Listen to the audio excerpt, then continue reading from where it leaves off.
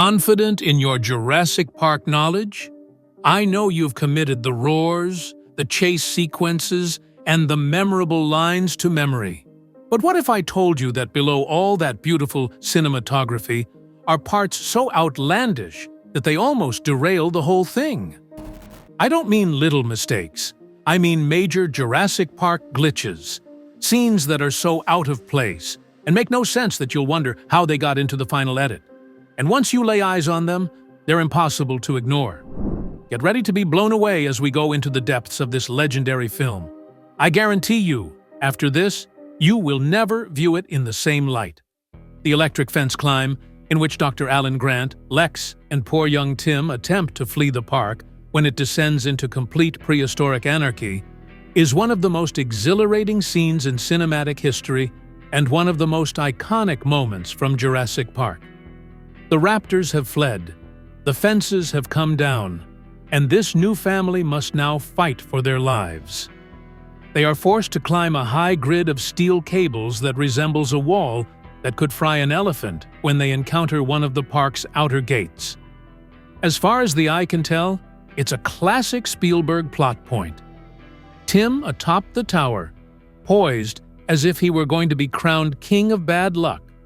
The gradual ascent, and the ticking clock that Ellie uses to restore power from below.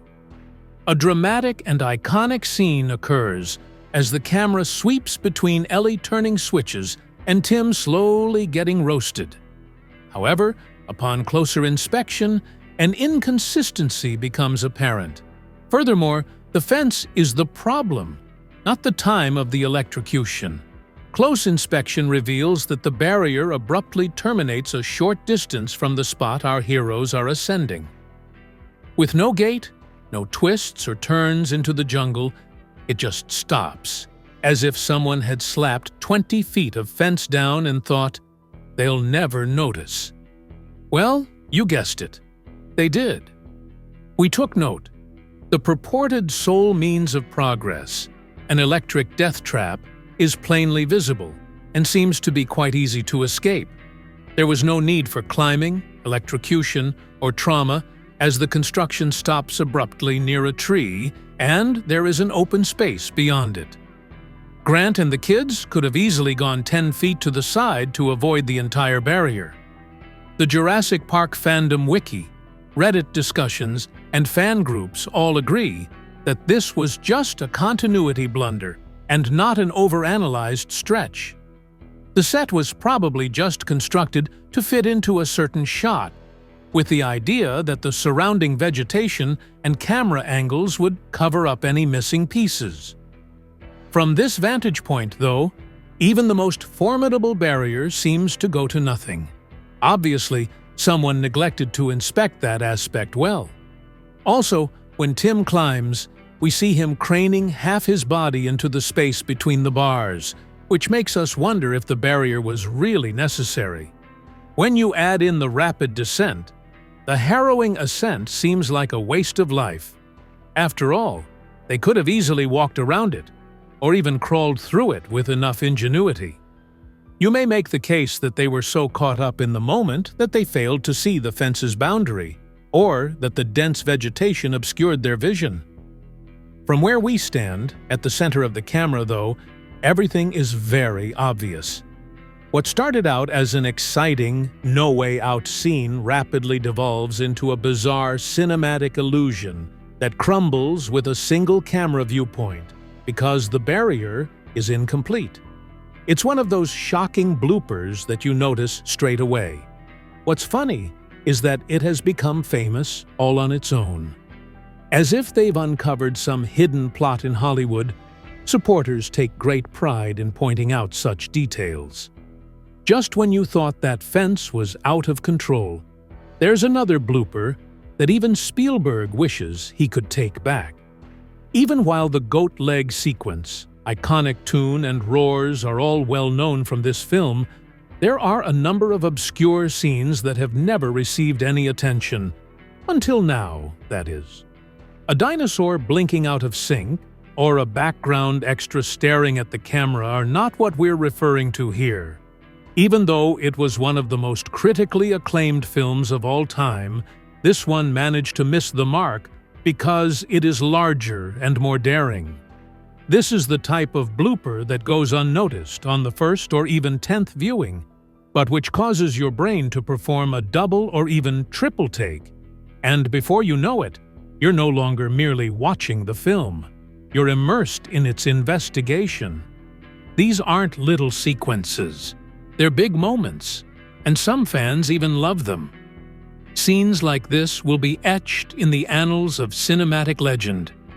Underneath the Jurassic Park pandemonium, which includes dinosaurs, rain, and stress, lie these scenes.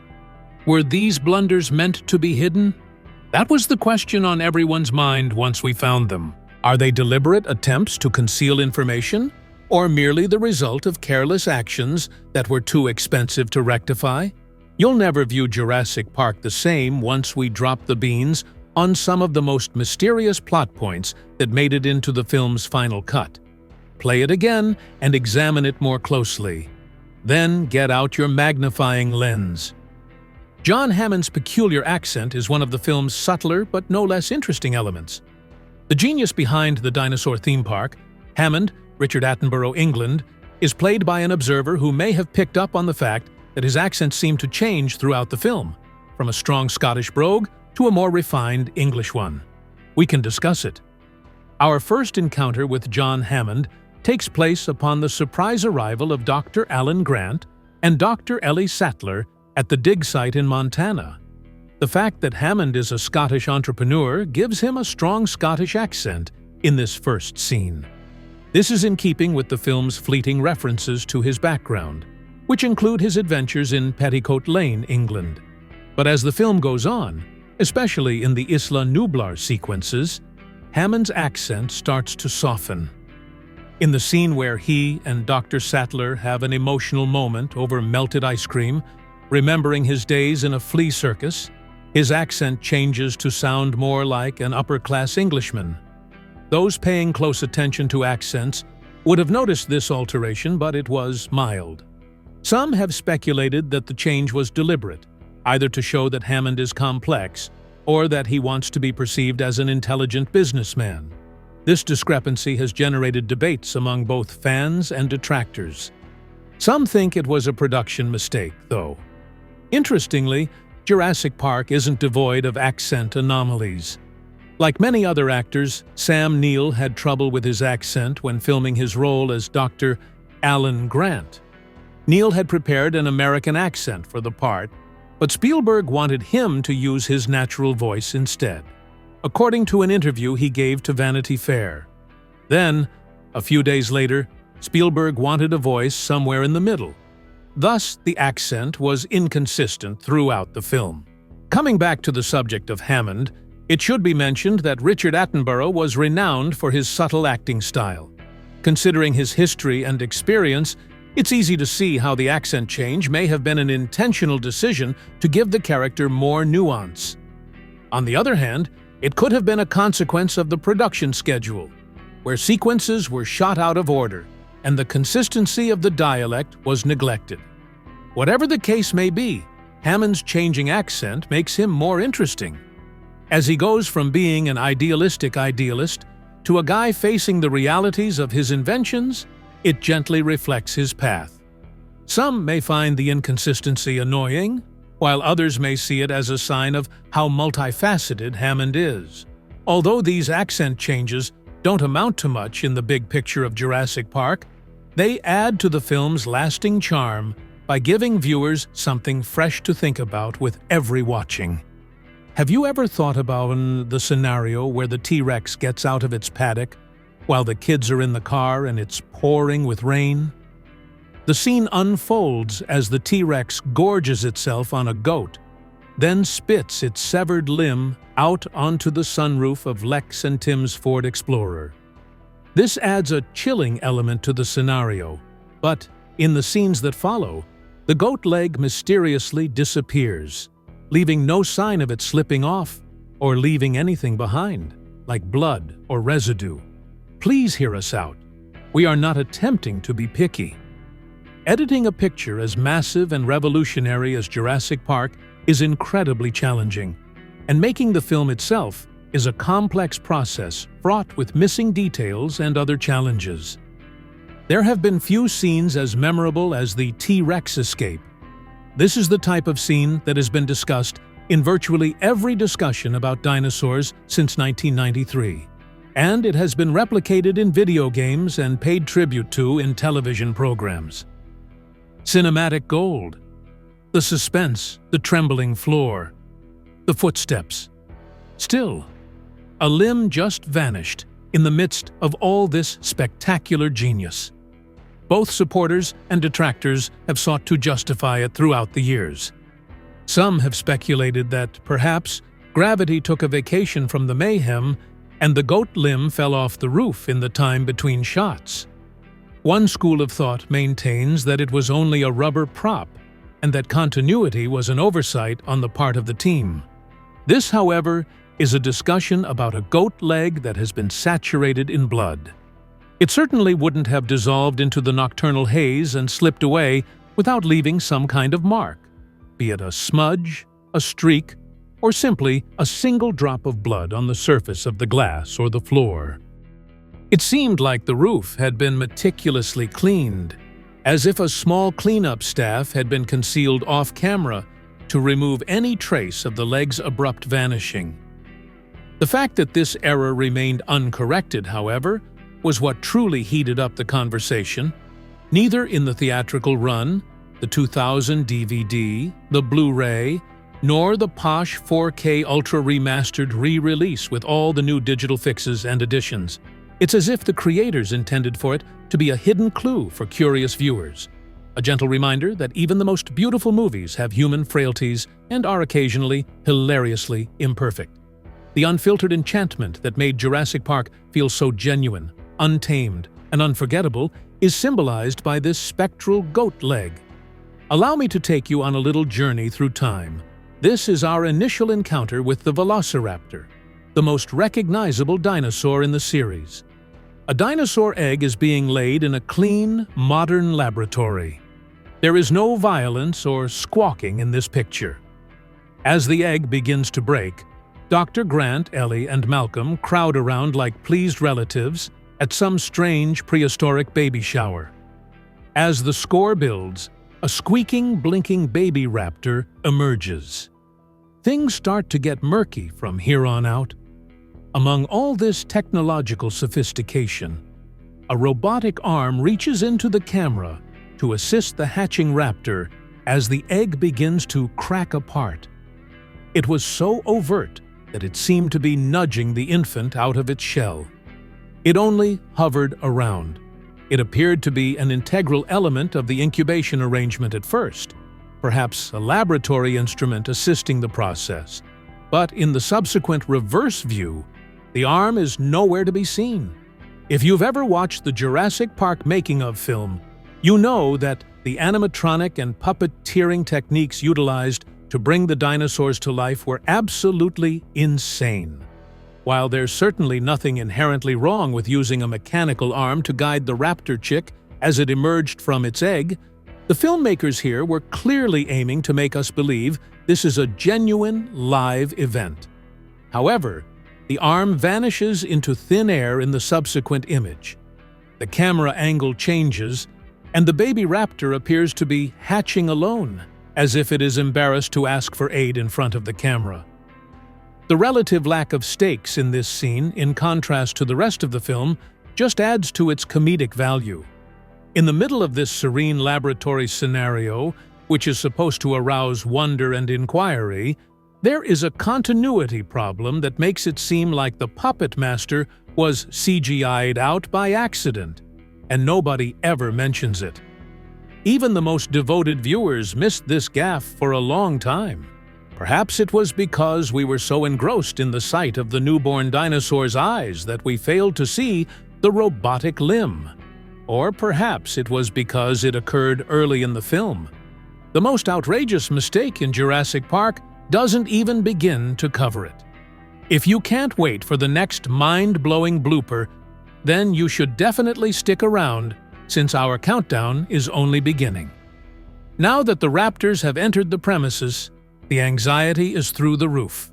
John Hammond, the park's visionary, is hiding in the kitchen with his grandsons Lex and Tim, who are doing their utmost not to make a sound or breathe too loudly. One of the raptors flies up to a kitchen door and opens it, bringing the camera closer. People were shocked by this incident because, seriously, what type of dinosaur can unlock doors? As antagonists of the franchise, the velociraptors were solidified in that sequence, which transformed them from fearsome to terrifyingly intelligent. However, attentive viewers saw something else in that scene, something the ordinary viewer missed the first time, that drew their attention. It wasn't until the film was available on DVD that viewers were able to rewind, pause, and zoom in on it, which was years later. A human hand momentarily steadies the raptor's tail as it flies into the kitchen, while the bird nudges the door open and grabs for the doorknob. Let me explain. It seemed like a crew worker was reaching in from behind the screen to save the animatronic or outfit from falling down. A man in a hoodie briefly reveals that the terrifying predator we've all been scared of is actually a rubber puppet being watched over by someone else. Even before this revelation, this sequence had become one of the film's most discussed points. People's perceptions of dinosaur intelligence in movies were shaped by this sequence. It has since been meme-worthy, referenced in pop culture and parodied, but no one noticed the hand-holding until much later. This makes some people wonder why Jurassic Park wasn't just a homemade, gum-stapled indie movie. Spielberg was at the height of his power with this picture, which had a huge budget, a renowned cast and staff, and was certainly subjected to several rounds of post-production before its release. Even after hundreds of people, including editors, VFX artists, producers, and assistants, went over the video before it was shown to theaters, that hand managed to get through. Therefore, we are left to ponder. Was it really a cleverly concealed blunder? Or did the team intentionally leave it in, expecting nobody would notice?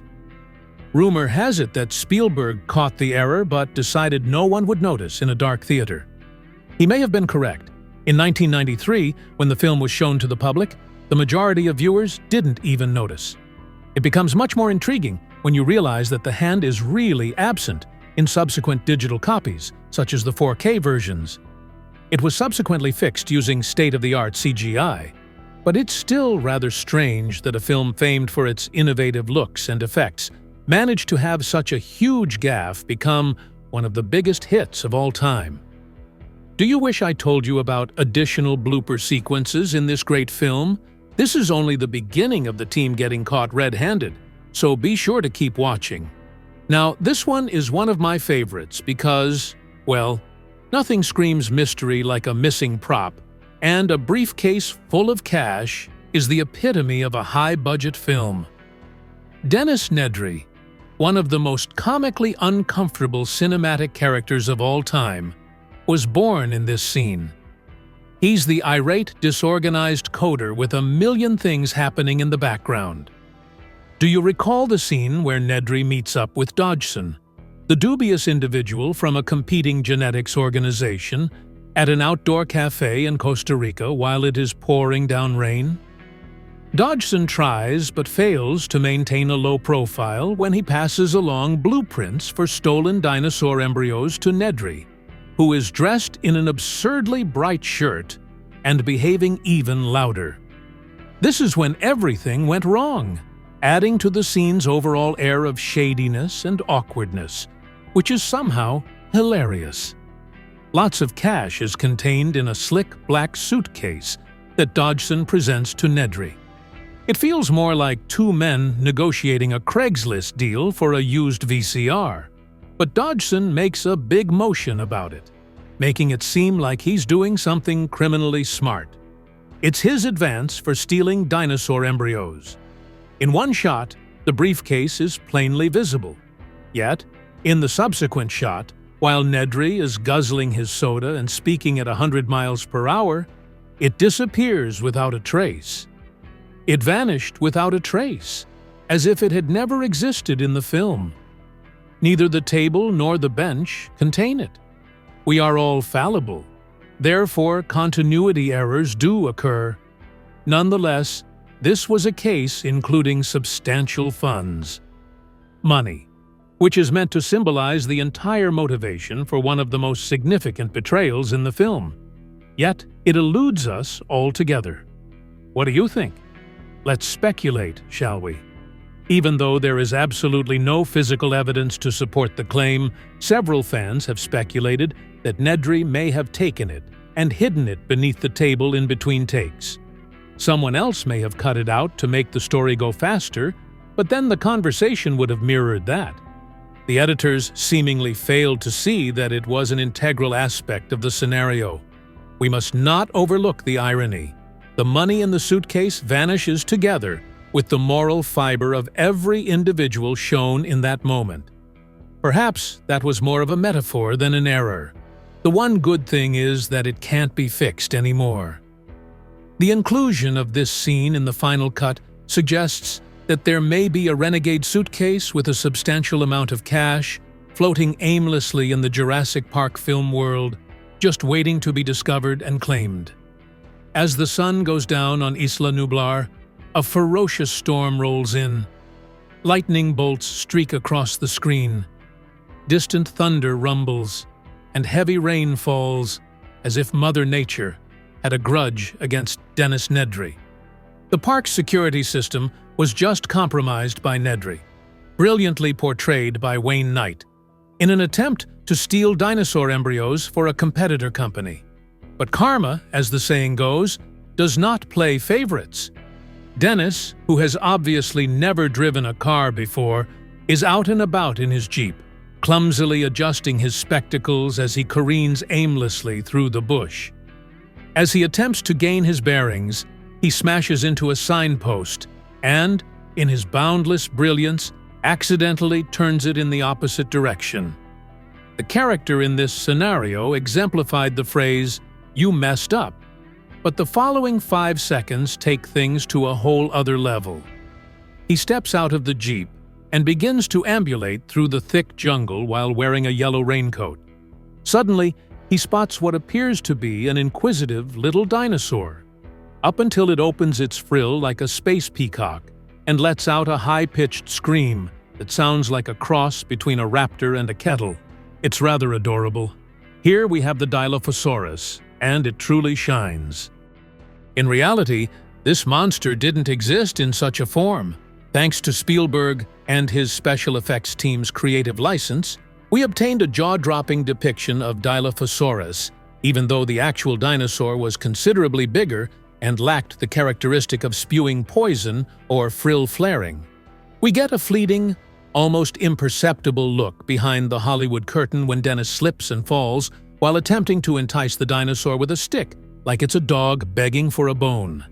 You can literally see the cable used to operate the animatronic frill dangling for a brief second as the Dilophosaurus unfurls its neck frill in a blaze of color and music, preparing to pounce.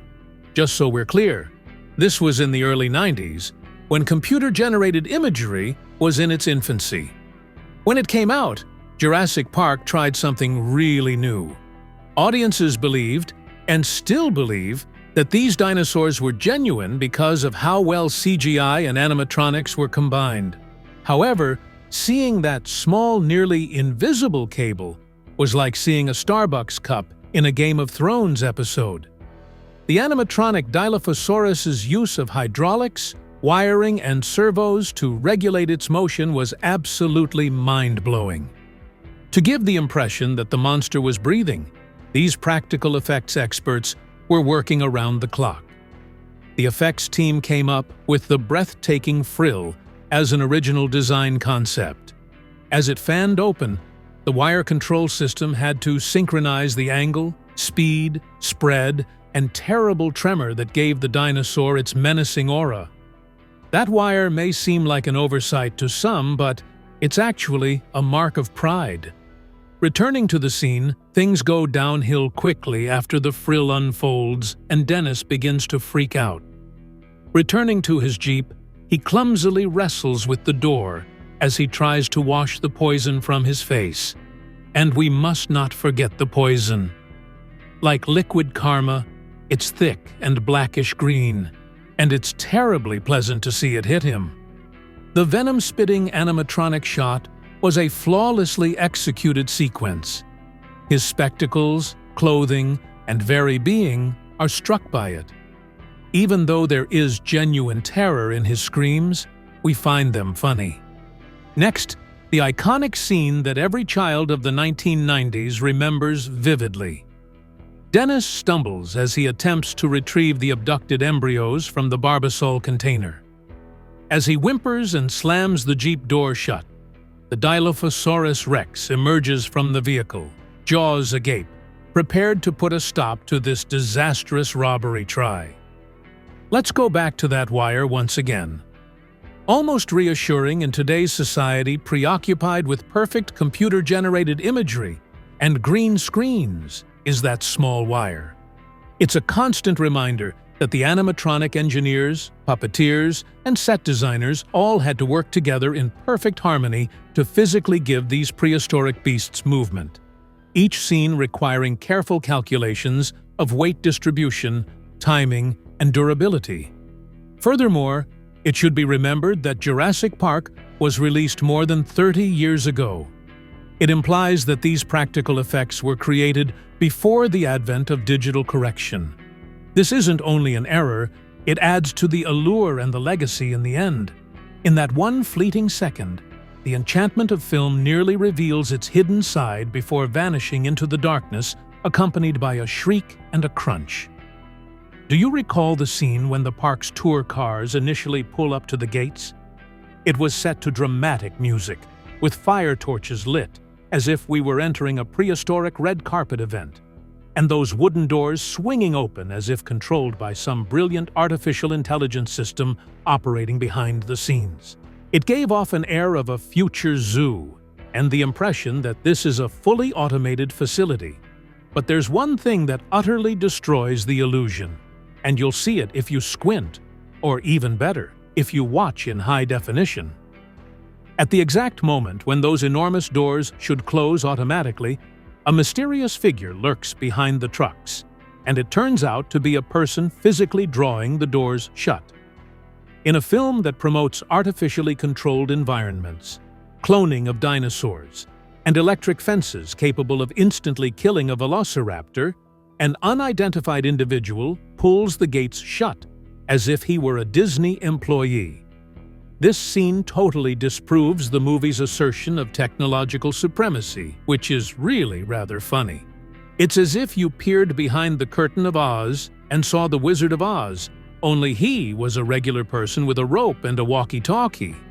Listen up. Things happen, and filming is a really chaotic process.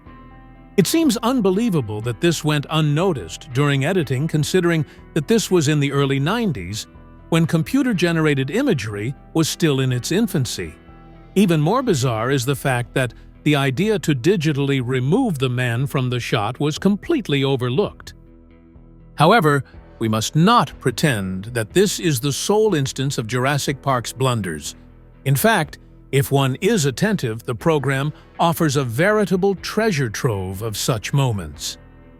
This seemed to have matured like a superb, sarcastic wine, to be honest.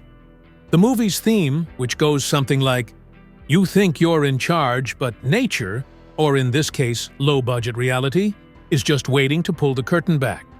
In other words, the appearance of automation is exactly that, an illusion. As soon as we see a guy standing behind the gates in a single shot, Spielberg's glossy fantasy dissolves into the harsh reality of filming. Has this ruined your next rewatch for you, or have you ever noticed any of these bloopers before? How do you feel about these errors? Do they enhance the movie's charm, or do they detract from the story? In addition to subscribing, and sharing, please tell us what you think in the comments section. Go on to the next video by clicking the button on your screen if you like this one.